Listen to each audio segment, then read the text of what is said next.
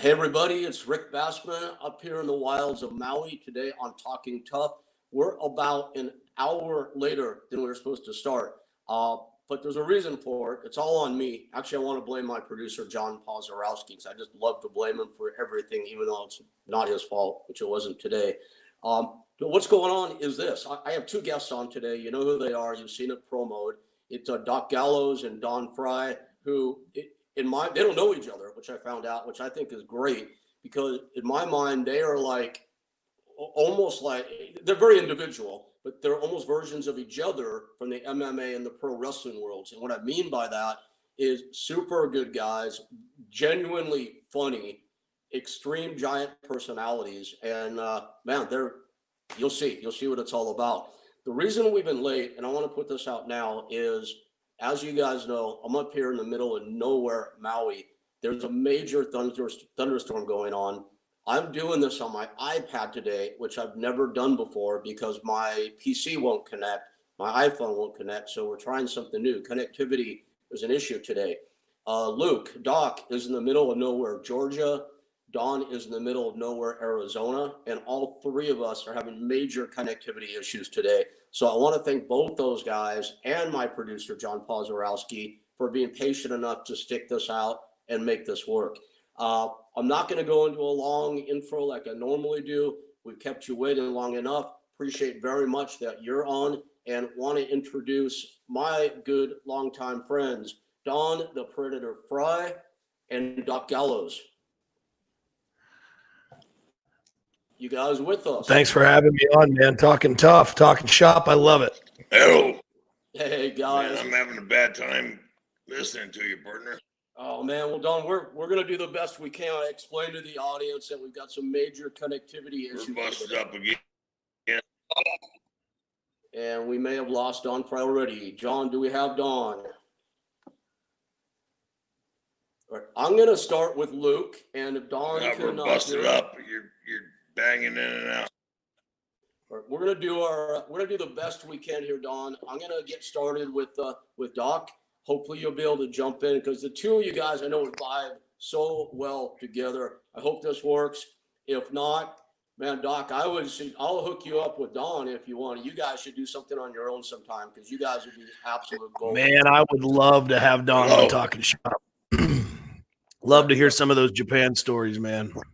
Oh, yeah, and Don's got thousands, I'm sure. I've been lucky enough to experience a couple or few with him, actually. I mean, I have photos like, beer for breakfast with Don Frye, bullshit like that. Anybody here? And all night drunk fest in Africa with you, Luke. I mean, it's cool to have. That reminds me, you know what? There's a bunch of stuff that you guys do have in common, as I mentioned. You're both great dudes. You both live larger than life types of lifestyles, or have for many years at least. And you're both funny as hell. Here's another thing you guys have in common. You've both fallen victim to my airplane spin. So you knew I had to get that over, man. You knew that. You knew that. Oh, fuck. That's the truth. I think mine was in, God, where were we? It was the Congo, the DRC, the Democratic Republic of the Congo. And I think it was poolside after about, I don't know how many bottles of liquor and whatever else we were into at the time. It was a lot, man. And it was in Kinshasa for sure. I remember that. Yep. I have like in my vast photo collection of airplane spins, people always say, "Oh, they let you do that, right?" And I'm like, no, I just shoot on them once we're drunk, and whatever happens, right? And just hope for the best, right? Dude, I think things went kind of awry. Didn't we catch a table and like you landed on the floor on your nose or something like that? I don't know. That sounds about right at that time of the night. Yeah, about 4:30 in the morning is usually where I land on my nose somewhere. Yeah, my apologies, man. That trick though, one of my favorite photos of all time. I don't know if you've seen it. It's a photo I call Triple Date, and it's me. Yes, I have seen it. These three girls that we met poolside. That's a fun photo, man. I like that one. Yeah, I won't deep dive on that one, but it was a fun photo. Yeah. And then I got Don I saw Don kind of stumbling across the main floor at Boss Ritten's wedding, and Nice. that put a target on his back. So that's when I got my spin on Don Frye. So what you do is you look for these big monsters when they're inebriated, and then you just come up and pop them on your shoulders and get the spin, right? Do a few spins and I put them down and run like hell. Yeah, that's dude. Ken Shamrock. This is not about me and my airplane spin, so I want to talk about you guys, but I'll just mention this last thing. I did this to Ken Shamrock in a gym in Las Vegas, and I don't think Ken was very happy about it. And he somehow managed to choke me out from being up in the airplane spin. I still don't know how he did that to this day. But you kind of got to pick your targets, you know? I just got to meet Ken for the first time at the Slammiversary on Saturday night in Nashville, and then doing the television tapings with him. I'd never met him, man. Like, our paths never crossed over all these years of wrestling, and you know, him obviously being a fight legend and all that stuff. But what a dude, man. He was cool. I'd never met him before, and it was awesome meeting him. So I'm looking forward to hopefully getting to work with him and do some fun stuff. You guys, I think, would be really matched well. I mean, you're very, very different, but I can imagine the type of match you guys have put together, man. That would be good. That'd be really good. I think it'd be a lot of fun. Yeah, for sure. Hey, Don, you've done some ring time or cage time with Mr. Shamrock, haven't you? And we don't have. I'm going to keep throwing to Don. We'll see if we get him in. In the meantime, man, I'm just happy to see him there. I don't know about you guys, but I'm just glad to see Don. Don has been through some medical hell. You're buzzed. Don, are you with us? No. Well, I'm going to keep just talking about you, and hopefully we'll get. Yeah. Go back to Luke. Yeah, I was saying like Luke, John. And I'm sorry, man, because I know you by so many names. What do I call you? What should I call you for the podcast world? Well, call me Doc or LG, because I own those two and they own Luke. So just keep the cease and desists out of my mailbox if we could, please. Oh, shit. I had no idea. No problem.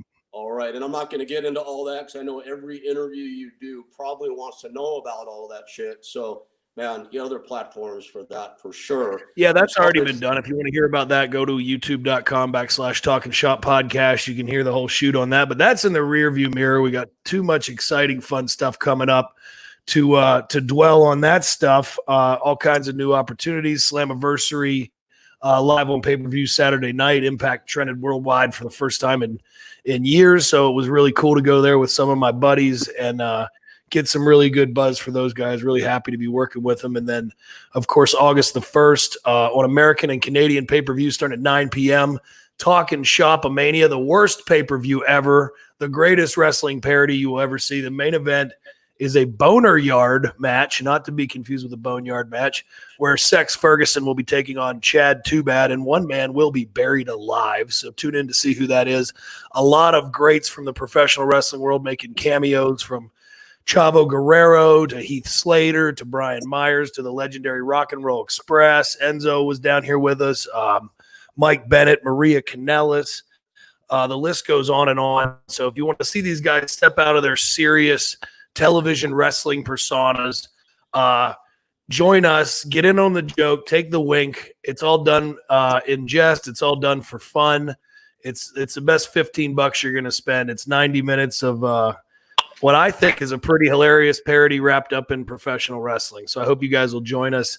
I hope you'll enjoy that. If you're in the Georgia area, you can watch it with me live at Southern Brewing Company in Athens, Georgia. I'll be doing a meet and greet and a watch along there. So that's my shit that I wanted to promote. Now we can move on and talk about life. No, man, that's good. But I want to stay on that for a second because I rarely watch much of anything at all these days, but I definitely want to watch that, man. That's a great pitch.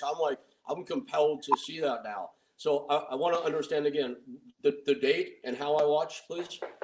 The date is August the 1st. It's on all your major American pay-per-view providers. So whatever television service you're using, you can just click on that. You can buy it for the low price of $14.95. If that's not available to you, you can watch via Fight TV on the Fight app. It's available worldwide on Fight. Yep. Saturday, August 1st, 9 p.m. Buckle up, put the kids to bed for this one. I will say it's for mature audiences only, and I think that you'll probably, if you're a drinker, have a drink. If you're a smoker, have a toke. Do what you do. Relax and enjoy this. You're not watching it for work rate because you're not going to see any of that, but I think you're going to laugh your ass off as a wrestling fan. Dude, I think in today's age, especially with quote unquote empty arenas or whatever we call it, which some people consider pretty hard to watch. I think alternative programming is the way to go now, man. I mean, it's rare that I hear of something and go like, "Wow, I really want to see that or read it or whatever it is." Dude, I'm dying to see that now. Thanks for that. I appreciate it, and I can't wait to hear what you think of it. It's my last match in WWE was a co-main event of WrestleMania, a cinematic match with AJ Styles and The Undertaker. We played a part in that where I was thrown to my death and then released in the midst of the pandemic. So I was sitting in my sauna here in the basement sweating out the hate from the night before. And I thought, if we don't spoof this, then I'm missing a damn good opportunity to put, what I think will be a big smile on people's faces. And I think the boys will get a big kick out of it too. And that was basically my goal in doing that. So I want to thank highspots.com. I want to thank prowrestlingtees.com. I want to thank Poor King Good that jumped on board there at the last minute and helped us sponsor that thing. I was going to self-fund it either way, so it was very cool of those guys to step in, and they were heavily involved, as you will see on August 1st when it airs. So enjoy that. Let us know. If you think it's the shits, let us know that too. Live tweet the thing. I'll be responding to all of it, so I'm really looking forward to it. Right on, man. I wish you the best of good fortune with that. And the beauty now is you're with Impact, so you can do stuff like this, right? You got your freedom again. I'll tell you this, man. The most attractive thing about this Impact deal was Scott D'Amore, who I don't know if how often your paths have crossed, Rick, but I Scott was a big Yep. Yeah, Scott was a heavy. The first time I went to Japan after my first WWE run was through you. You sent me over there with IGF. Then I ended up, I think I did a Noah tour, and I ended up signing with what was then TNA on Spike TV. I did a year there. And when it was time to renegotiate on the year option, at that time, I guess funds were tight and for whatever reason, there was no more money on the table for me, which in the deal, it said there would be a raise. So we kind of butted heads, and the decision was made to move on. And that's how I met Scott. He was helping Nick Aldis negotiate a TNA contract at the time I met him.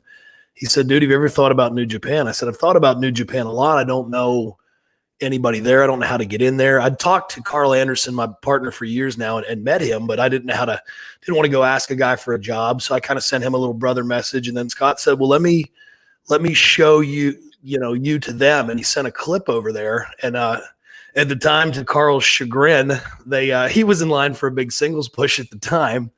But I guess Hattori took a look at me and was like, "Oh yeah, good worker, man. Maybe tag team." So Carl was less than thrilled when it happened, but then, luckily for us, we were kind of magic and meant to be together. We, it was like that Step Brothers thing. Did we just become best friends?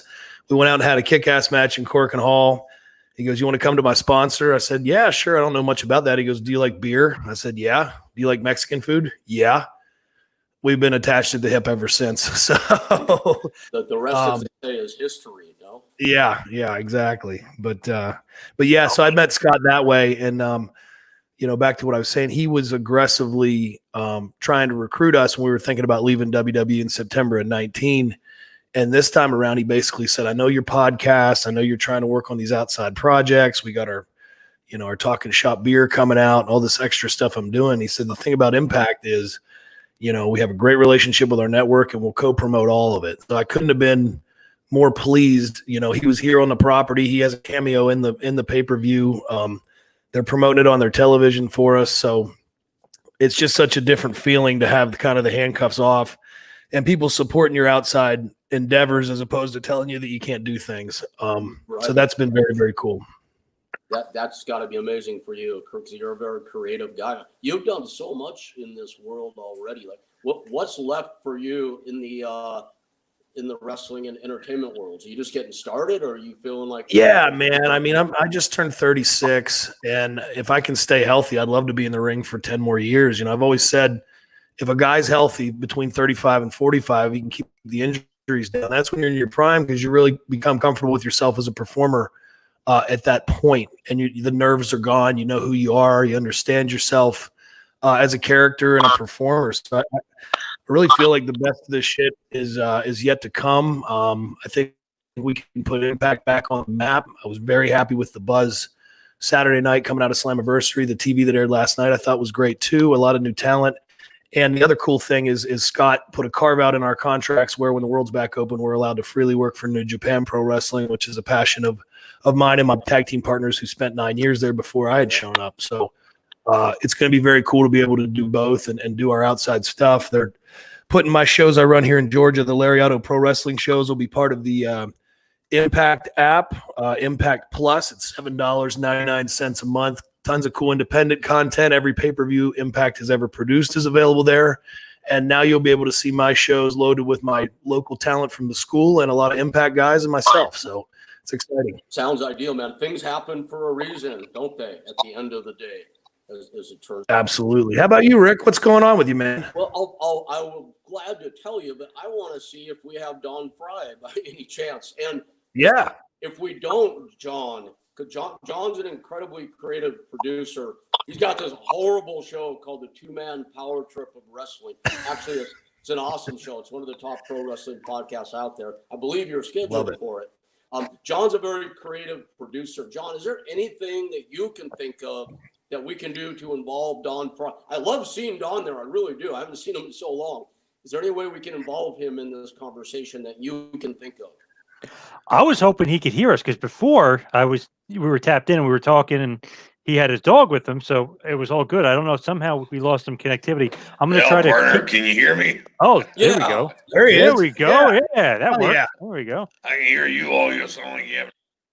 I think we got you. Well, Don Frye. Man, there's a bad delay. Don Frye, meet Doc Gallows, man. I wanted you two guys to connect here because I know there'll be a new friendship formed. Do you hear us? Foiled again. Well, I'll put Don over and just say all I've ever heard about Don Frye is. Oh, go ahead. Go on, Don, please. Yeah, no. No, I'm only getting every fourth word from you guys. Hell. Damn. I'm sorry. Yeah. I'm wondering, John, would it make sense for one of us to call him and try to relay it that way, or is that going to be a clusterfuck of epic proportions? What do you? Rick, can you call him and put him on speaker? Would that work? Try to put him on speaker. That, so let's see what happens. Yeah. Man. Yep. Yeah, maybe that'll work. Yep. All right. Yes, let's give that a try. All right. I don't think we'll see him, but at least we'll hear him. Better than nothing, right? Yeah. What a great brother voice too. I didn't know he sounded like that. Oh yeah, got that grizzled old veteran voice. Yeah. Sure. And you know what? I've known Don for about over 20 years now. And it's not like that voice came on later in life. He's always had that same voice. From day one. Let's see if he's here. Hopefully he'll answer. He may have shut his phone off to not interfere with the audio, but we're about to find out. Oh, man. We'll see. We'll see.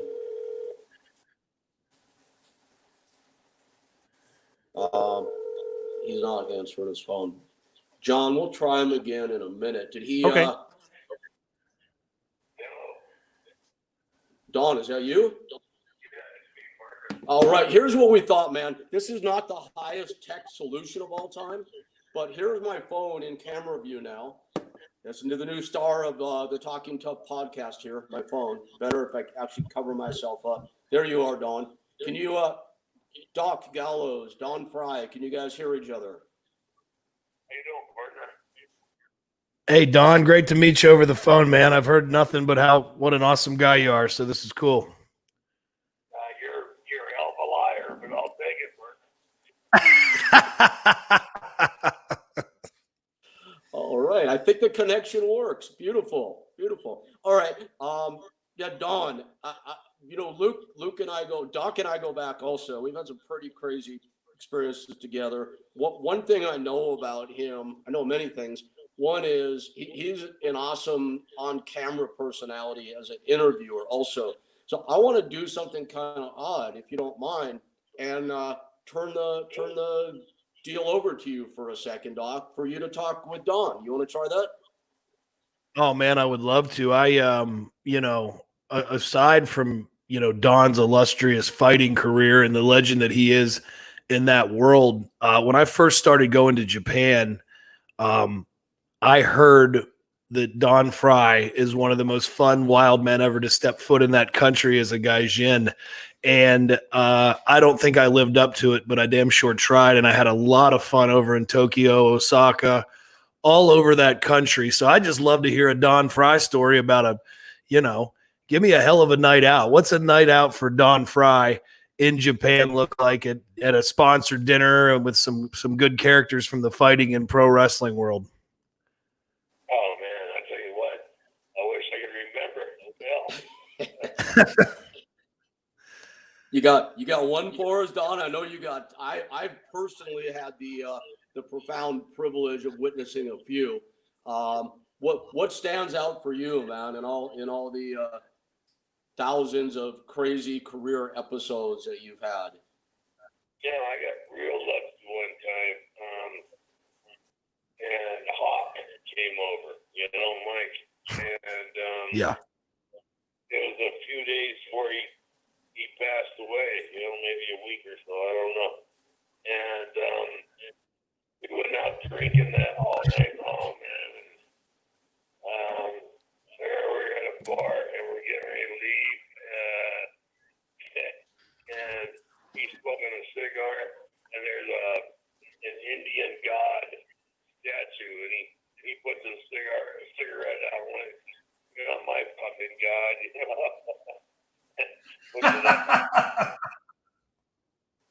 We walk outside, the sun's up, and he flips the sun off. He says, "Fuck you."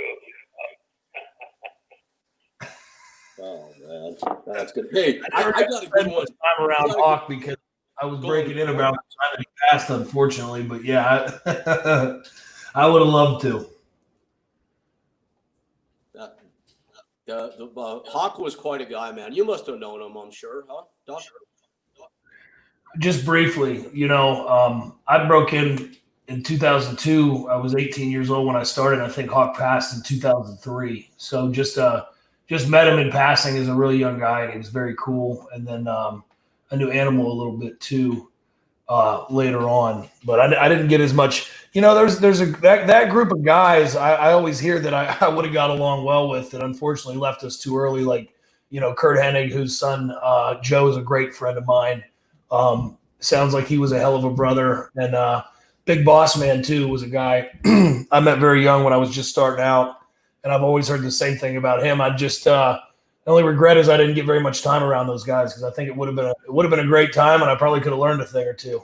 Dude, you would have fit like a glove into that era, man. There is no doubt. I got to manage Hawk and Animal one night. I have very few mark out moments in my career, but I got to walk them to the ring as their manager in Osaka against Otani and Tanaka. That was pretty awesome. Oh, nice. And yeah, nice. A lot of fun, man. I'll never forget that one. Hey, Don, let's see if you remember this one. You know what's great? I could probably just make shit up and get Don to go, yeah, that's true, right? Don, what do you think? I don't know. we were in Vegas for K1, and I don't know if Don, of course, has been involved in hundreds of these. Doc, I don't know if you're familiar with this setup, but like the big Vegas K1 or Pride shows, there's always like an adjacent ballroom that's a big holding area, dressing area, all that sort of thing. And this is back when Shamrock and Tank were feuding, and I was friendly with both, and we were kind of able to, with the McCauley brothers, and then Don, Justin and Sean, of course, we were able to put a little truce together, and now we're all sitting at the same table.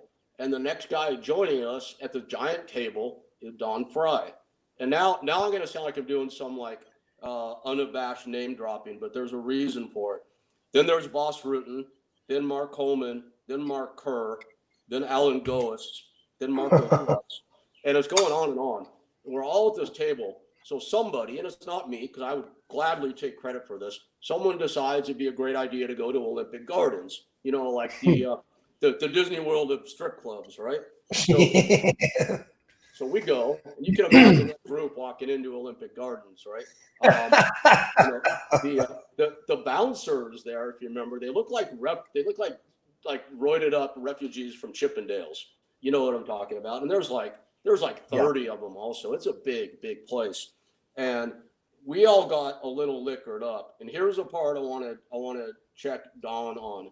There's a moment when Don and Boss Rutten and Alan Goes decided it'd be a good idea to get up on stage and dance with the dancers. Don, do you remember this? Partner, I don't remember any of this.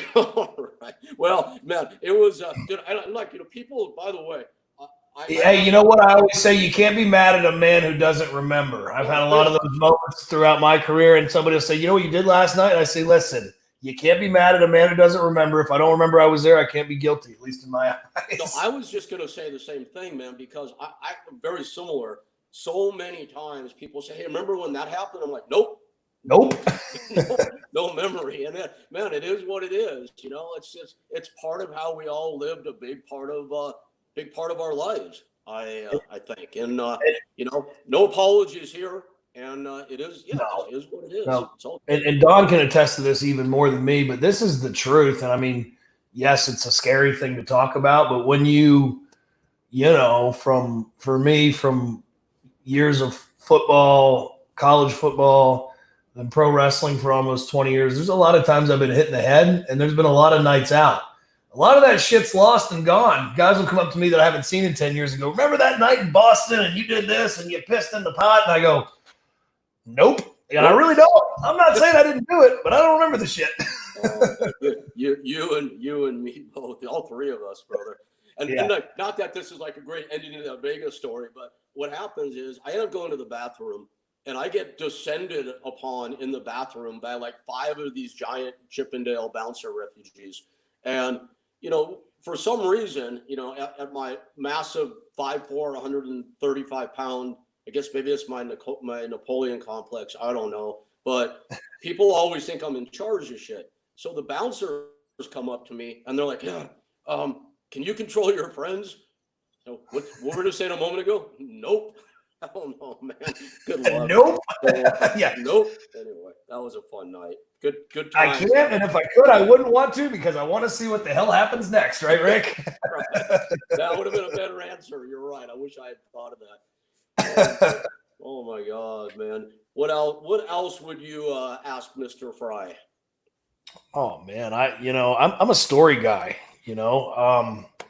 I always ask this to guys who have been there, whether it be wrestling or fighting or whatever. I love Japan. I mark out for Japanese stories. What are your memories of your first time over there? Because we all get our cherry popped, I think, the first time, especially if you're a bit of a wild man like I think we both are. So do you remember the first trip over?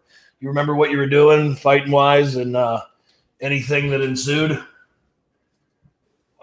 partner, my first trip over, I was trying to behave myself because I was trying to get hired by, New Japan Pro Wrestling. So I was on my best behavior. Yeah, totally. Be over to Sapporo in the springtime or summer, I don't know, whenever the fish is just perfect at that time of year. And so they had me acting like I'm eating a live crab, those big giant. Oh yeah, the giant hairy crabs up there in northern Japan. I love those things, man. Yeah.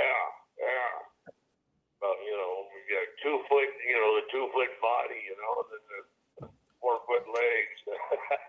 Yeah, one of those things is a meal. I can't wait to get back over there and have one of those. I used to go to the Ueno Market in Tokyo on a day off, and I'd go work out in the morning. I'd go down there and walk around and drink beer all day, and then I'd go home with some of those frozen hairy crabs, and I'd let them soak in the bathtub, go out and get a couple more beers, and come back, and that'd be my dinner. I used to love doing that.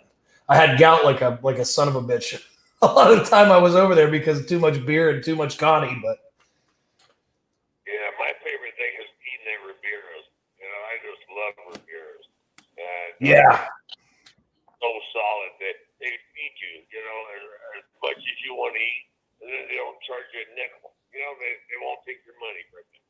And, Nope, it's a good vibe in that place too. They got the old country music playing. Everybody's drinking beers and wine, eating steaks. The corn soup. I haven't had the corn soup in years. My first trip back, that's my appetizer when I get to Ribera's, corn soup for sure. And then one of those big ass rare steaks. oh man, they're so great. That's the best steak I ever had in my life. So Yep. Can't beat it, man. Can't beat it. Oh, If you're a fan and you're going to plan a trip to Japan to see wrestling or fighting or whatever, put that on your bucket list. Go to Ribera Steakhouse because you never know who you're going to see in there either. You know, I've been in there when wrestlers from other companies have come in, or sumo guys or fighters or whatever, and it's a small little place and everybody's just hanging out having a good time. It's never not fun. Well, then you throw your neck out looking at all those photos on the wall. Yep.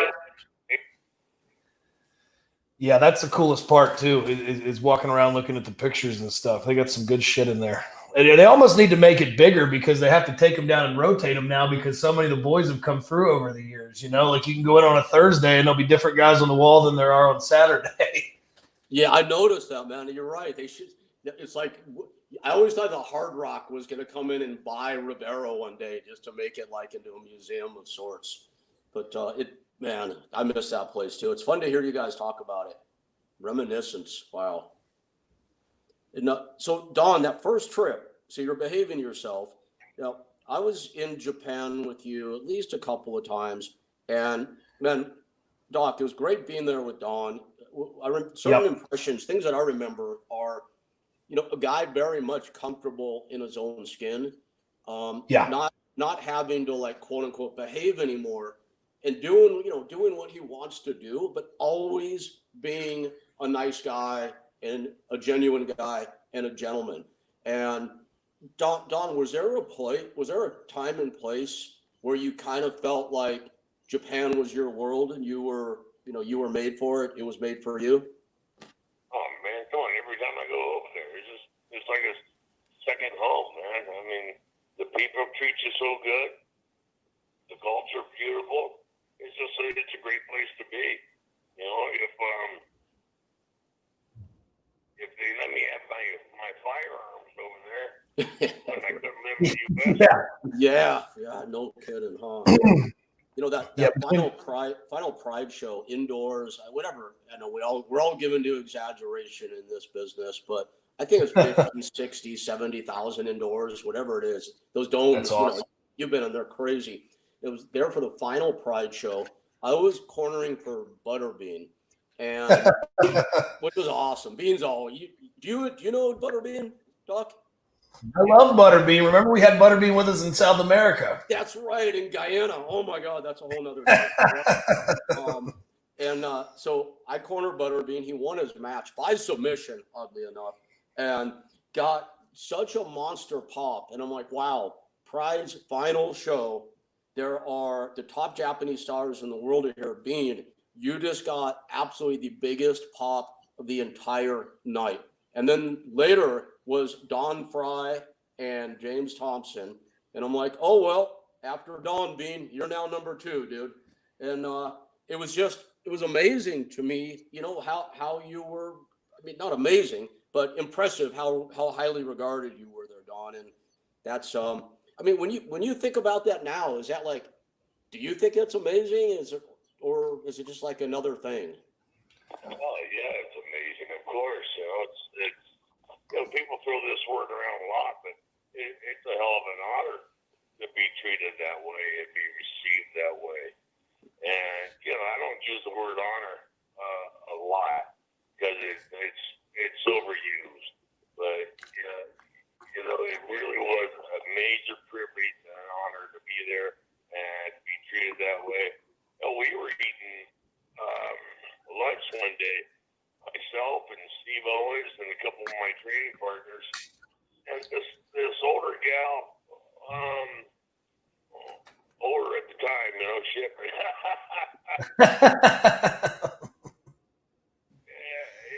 She came over and took the bill and said, I'm buying your all's lunch. I said, you're crazy, you know. That'd be about, you know, $200 or $300 lunch bill. Shit, she said, no, I'm paying. Well, thank you very much, lady. And that must have been fun. I can imagine. Well, it's like, you know, Bob Sapp and people, he'd be getting a haircut, they'd be, 300 people outside waiting for him to come out. And, you know, I used to have 10 people. Bob. Now, Don, are you in touch with Bob at all these days? No, I haven't heard from Bob in a couple of years. God bless him. Doc, do you know Bob?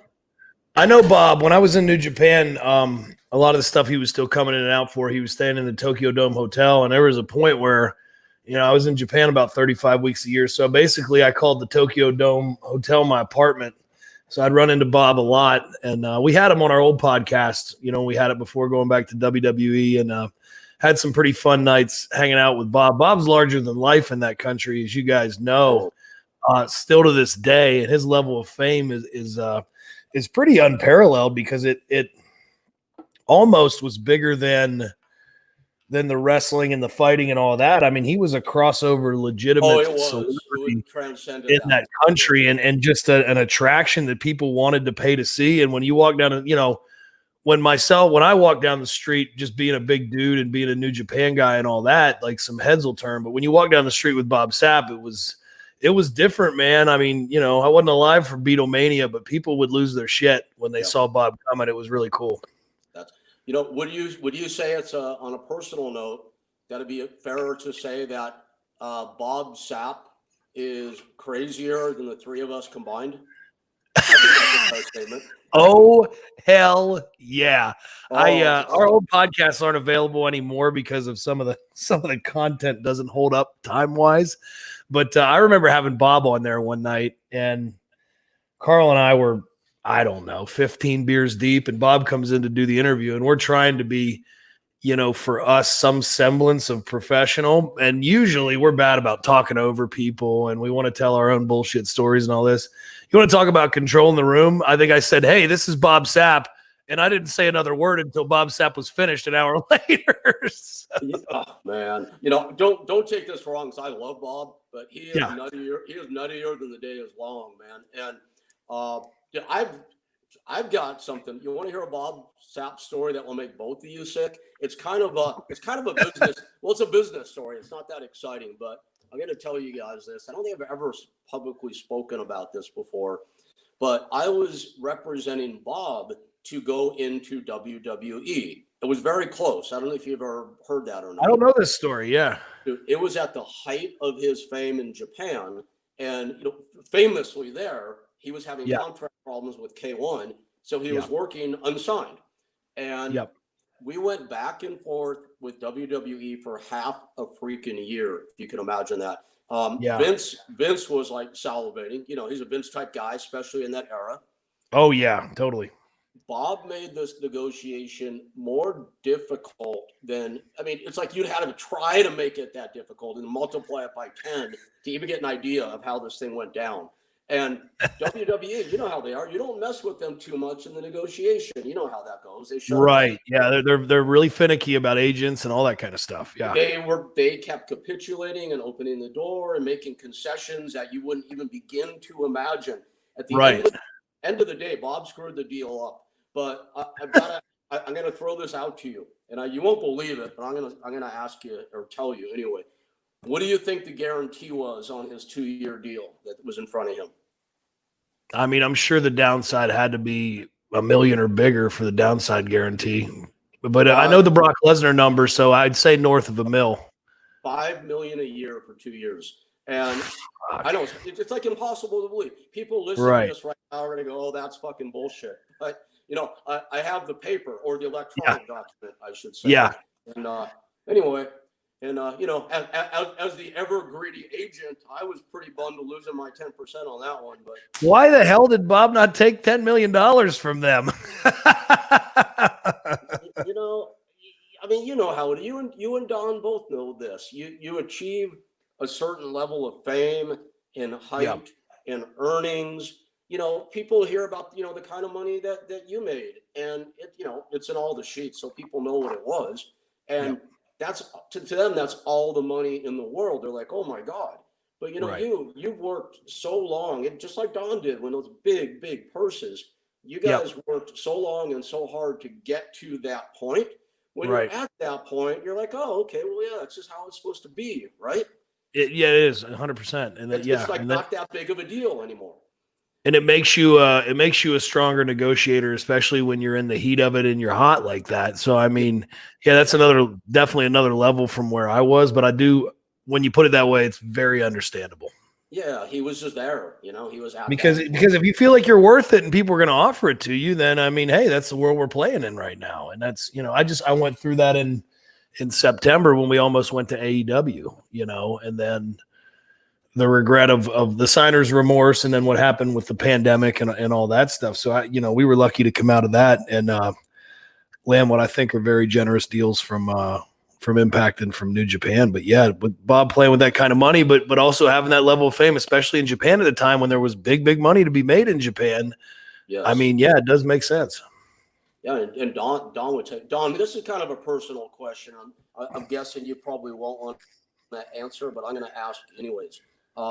You finished up in Japan back in the early 2000s? When was your last big show there, roughly? The last big show, you mean the last Pride show I did? Okay, so that one, So we're going on 15 or more years. Do you are you comfortable? Is that like 04? Yeah, that's about right.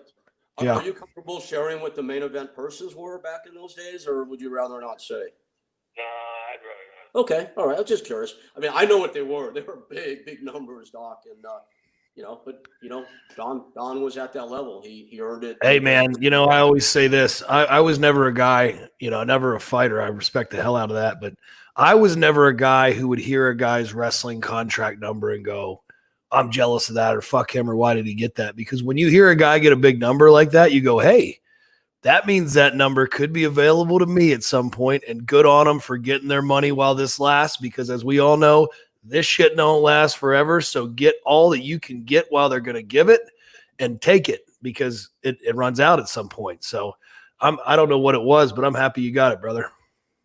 Well, I'll tell you what, partner, I got robbed on that one, actually. Jerry Millen, oh boy. He came over to interview me, and then when he was interviewing me, he says, Sonny Guevara would really love to have you do the show. And I said, man, I haven't trained in months. There's so much shit going on in my life. And he says, yeah. And then, anyway, he talked me into it, and he talked me into taking a 30% pay cut, too, because... Oh, wow. So then I do that, as a favor to Sonny Guevara. And the next day, obviously I lose. I get dummy. And the next day, I go to get paid, and they open the door, and they say, come inside. And I said, okay, good. And they says, Sonny Guevara-san is on the phone. I go, something's wrong, man. Damn. So he's usually there to pay you in person. So he says, I get the phone. He says, Don, yesterday, Japanese IRS come to our office looking for you. They're downstairs right now. Oh. Yeah, so I go in there. I end up paying money to leave the country. Yeah. And them bastards, they were supposed to, the whole deal was that they paid your taxes for you. And right. They didn't pay my taxes. And,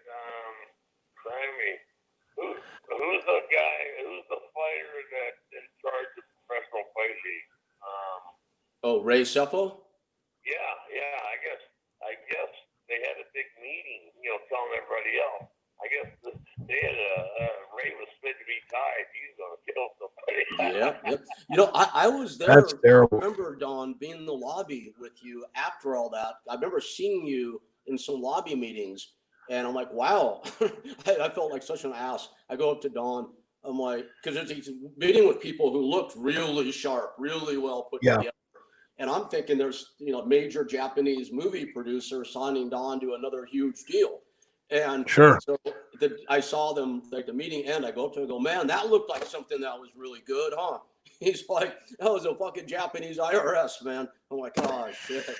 That's a bummer. Oh, that's brutal, man. I hate to hear that. It doesn't matter what side of the world you're on. The IRS can always get your ass. I've been there. It sucks. And Bob, that was a Jerry Millen setup, huh? Yeah. Another name you probably may not, luckily, be familiar with, Doc or John, and Jerry Millen. But man, if you would need a lot of hands to count how many fingers people in the industry want to beat the shit out of Jerry Millen on. Oh my God. Yeah, you and Boss Root and Stephen Quadros might have to fight for that privilege, Don. I don't know. Is that I don't know if Fedor's those are guy? the kind of enemies this guy wants to be making either. Some guys they just don't get it. And Right. Doc, you would have loved Sake Kabara, the guy that Don's talking about. He was the de facto CEO of Pride, and I mean, like Japanese, obviously. Yeah. Nice guy, good looking guy, best suits you've ever seen. Spoke really good English some days and no English other days. Of course. That's a running trend in the business world. You know that drill. And he eventually was outed in the media as being funded by the Yakuza there, and that's why Pride Right. did all the part that first time. Yeah. But I remember reading that. Yeah.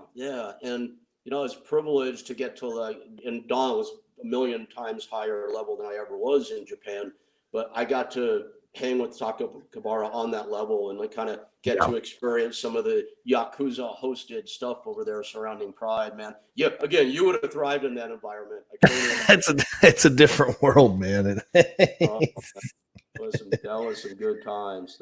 So, Don, is there anything, as one of the true icons of mixed martial arts, is there anything like in pro wrestling or mixed martial arts that you still want to do professionally? And I don't mean in the ring or in the cage, but as a personality, is there anything you're still looking to do? Yeah, I'd like to do some more commentating. I did a couple, commentating gigs, and I had a blast. Boss Root and Ron Prutt and I did Shark Fights 13, their only pay-per-view, and then after that they folded, so some went wrong somewhere. But we had a hell of a good time doing that, and I guess I did a King in the Cage one too. Yeah, Doc, I don't know if you've ever seen any of Don's commentary or whatnot. When he is on, there's truly nobody funnier in this world. I mean, he's like such a great on-camera personality. I think he'd be a great manager. That's for sure. I just thought of that right now. He'd be great for Talking Shop of Mania too. We might have to get him down here to Georgia if enough people buy this thing, and I can do another one. Now, are you? Is that the goal to continue doing this? Obviously, right? Yeah, I mean, if there's interest and people like it, we're actually working on I'll actually probably talk to you guys about this a little bit when we're off. I'm supposed to be in another Zoom podcast with Jason Kendall from Major League Baseball that I forgot about right now. So maybe we'll have to have this conversation tomorrow. But I'm putting together a secondary pay-per-view project that I can't say much about publicly right now, but it's not a parody thing. It's a more serious pro wrestling element, and there's some want for some mixed martial arts stuff in there, and it's a lot of people that I think the three of us know, and I think there could be something cool to that for sure. Right on. That sounds, I look forward to hearing about Yeah. that. And I'm really, If you're looking for a color commentating sweetheart, Yeah, absolutely. Again, I can't say it publicly, but the guy that I have hosting, I'll tell you more about it off the thing, so I don't screw myself right now. that's a nice way of saying no. Go kick rock, kid, right? Doc, I truly admire how entrepreneurial you are, man, and how you're, when you look at you on Instagram, you see a guy who owns his world, and that's just, it's a cool thing, man. All going well in family life and Everything's good, man. You just got to keep pushing. You know how it is, Rick. The hustle's always real, and I'm not a guy who sits around. I got released. I was sitting in my sauna, and I booked Carl and I on a signing in Spain, and then I hung up the phone from that and got a out of the sauna and started writing this pay-per-view because, there's no rearview mirror for guys like us. You just got to keep moving forward. And that's always been my thing. So it was exciting because I knew that I could do all the shit that I had in my head, and we're just going to keep moving forward with all of it. That's all that you can do. And, I got good people around me. The family's great. I got married again to a wonderful lady who's working on her doctorate in chiropractic. So I said that maybe someday I will be the smartest wrestler ever, because by the time she's an actual chiropractor, I'll be 40 years old, and she can keep me wrestling if she can keep fixing my neck and my back. So I'm hoping that works out for me. But no, seriously, Bethany's great, and we got a beautiful place here in Georgia that's kind of, out here in the woods away from everybody, and we got the pool and the pond and the kids running around, and it's kind of everything I ever wanted. So I'm very happy at my place in life right now, and I'm glad to see you sitting in Hawaii. It seems like you are as well. Yeah, it's all good. I'm up here in the wilderness in Maui, which sounds like a contradiction of terms. How could there be wilderness on Maui, right? But I'm sure it's beautiful though. It's really cool, man. I got this old beat up wooden house that I fixed up, and we're surrounded by trees, and I fenced the whole thing in. We've got some land. I've got my pit bulls running around, and it's just me and my pups, man. And very, very isolated. But the cool thing about COVID, there's not much that's cool about it. I don't want that to right. But the cool thing is it makes being an isolationist suddenly a cool thing. So I feel okay. Absolutely. Yeah. No, it's a good thing. Yeah, it is, man. Don, how about you, man? How you doing out there in Big Bad, Arizona? I'm not wanted. Oh, sorry. What'd you say? How are you doing in Arizona? What are your days like now with the world all shut down as it is? Oh, they have changed a bit, partner. I didn't do much, I'm recovering again from some more nonsense, in the surgery world. And so, I wasn't doing much to begin with. So then nothing changed for me, partner. Now, are you you're in what area are you in Arizona? I'm in Tucson, partner. Are you near the city, or are you more of an outlying area? Oh, I'm outside. I'm about 12 miles north of Tucson. I'm at the foothills of the mountains. That's what I thought. Okay, yeah, I pictured you being kind of more of an outlying, remote sort of area. Yeah, which man, it's a choice to live that way, huh, guys? Absolutely. Can't beat it though. I don't know. Can't beat it. I think maybe I want to move back to the big city and get a 9-to-5 job and wear a tie every day. That sounds good, right? Hell no. If you can't live somewhere that you can't piss off the porch, you should move. That's my motto. I love it, man. Love it. Yeah. You seem to thrive under those rules, so that's pretty cool, man. It's just you're designing your life your way. That's really cool. Got to find what works for us, right, boys? Let me ask you guys one or two more questions each, and then I'll let you go. Again, I really appreciate you hanging in through all the technical difficulties and the scheduling. One of these days, streaming technology will actually start to work, and it'll be easier on all of us. But this is personal. So I was past tense spending way too much time on social media. I stopped about a month ago, reading my friends' feeds, and really, really good friends, guys that Doc, guys that Don, that we would consider like good friends and normal as much as any of us are normal. And they're just like posting all this hate about doing this, but hate about their opinion, whether they're, and I don't want to get into politics, that's not what this is. But whether they're, left or right or Republican or Democrat or whatever it is, whatever side they're on, they're being pretty forcefully mean to people that don't agree with them. And it really started to get to me. It's, it's strange. It's like 9/11, I was sad about it, but it didn't hit me on the inside. It should, but it didn't. Nothing has until this. And it's really affected me, how people are treating each other these days.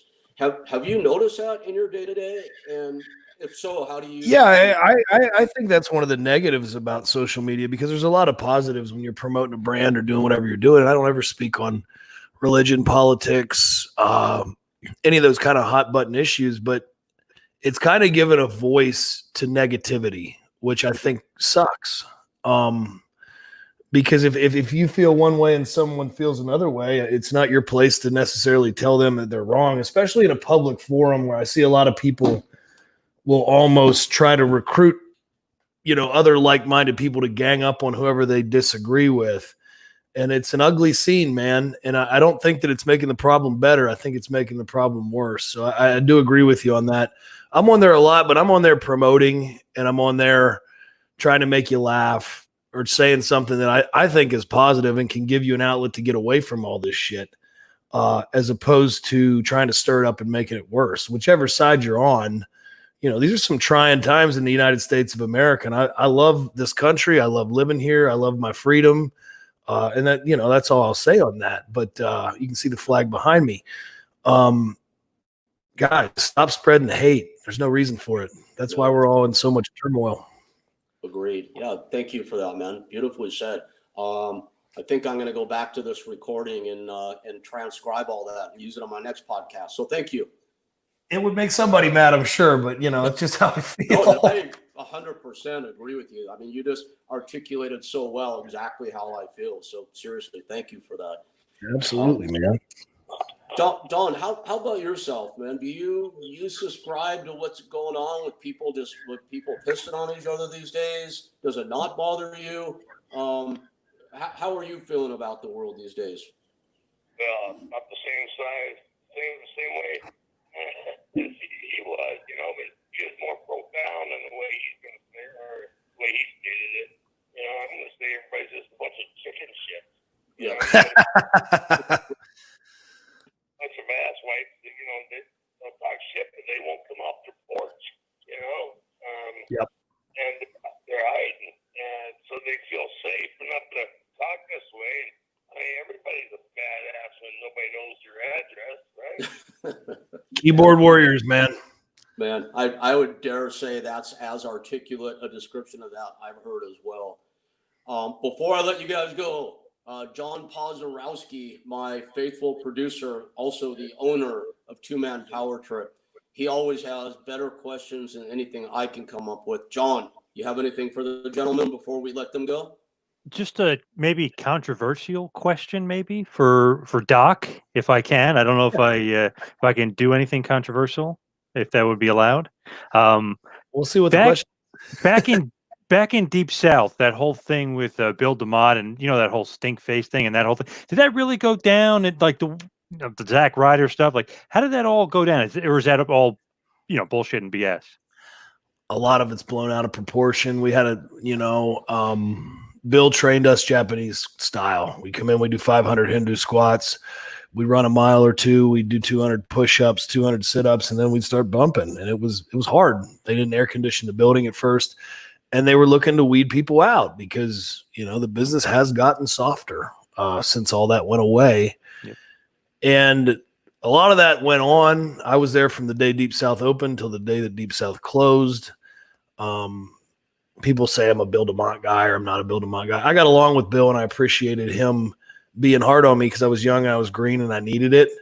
But it got to a point where there were some people that were really complaining and stuff. So we had a thing called Make a Deal Friday where you could make a deal to get out of the regimen. And it was something that was supposed to be fun and lighthearted. And I don't remember exactly how all that went down, but it was never forced on anyone. It was volunteered by the participants, not myself. I just thought it would be funny to participate because I wasn't the one getting an ass rubbed in my face. So that's kind of the best answer I can give you on that.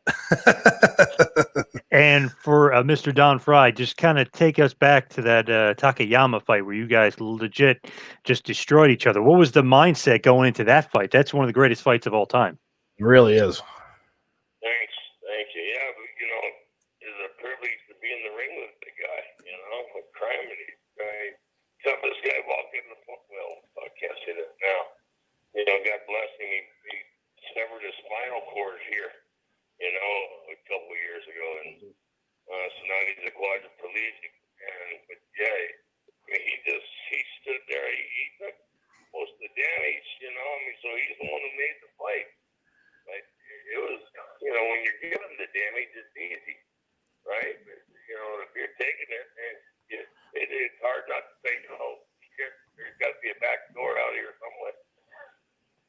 Doc, have you seen the footage that John is talking about? The fight he's I, talking I about? actually have, and I'm kind of, I've been doing these interviews all day, so that would have been a question I would have asked if I would have been more on when you asked me to ask Don a question. No, I Because put you on the spot. Sorry about that. I've sat on, I've definitely sat in a hotel room drunk in Japan and watched that with Carl several times because it's it's barbaric and it's awesome. I would say to anybody out there listening right now that's not familiar with what we're talking about, do a Google search for Don Frye and Takayama, Takayyama,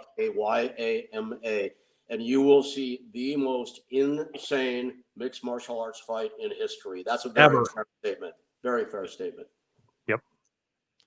Right on. Well, gosh, guys, we're late. I know that you have things to get on to. Thank you both so much for your time, man. It's really good to see both you guys. It's been a long time. And let's stay in touch, please. Yeah, absolutely. Good to see both of you. Don, good to meet you, man. I hope we can do some stuff together down the line. Rick, always brother. We don't say goodbye. We say see you later. Absolutely, my friend. Thank you, Luke. Doc, Thanks, good to guys. see you, man. Thanks, guys. Don Frye, thank you so much, man. I'll be in touch, my friend. All right, partner. Take care. Bye-bye. All right, John. Yes, sir. And, we wrap it up with my VTech telephone as the new star of Talking Tough three-way dance, right? Yeah, nice. I think I need to give this guy a raise, right? Oh my gosh. One of these days we'll get through one of these without technical difficulties, but it's just the way this stuff works, I suppose. It's All right. your friends are in like the remote, crazy areas. California, Arizona. He's in Tempe out there. Hawaii. You got some crazy. It occurred to me, actually, it's funny you mentioned that. It occurred to me when I was asking Don about where, because I knew he wasn't in the city of Tucson.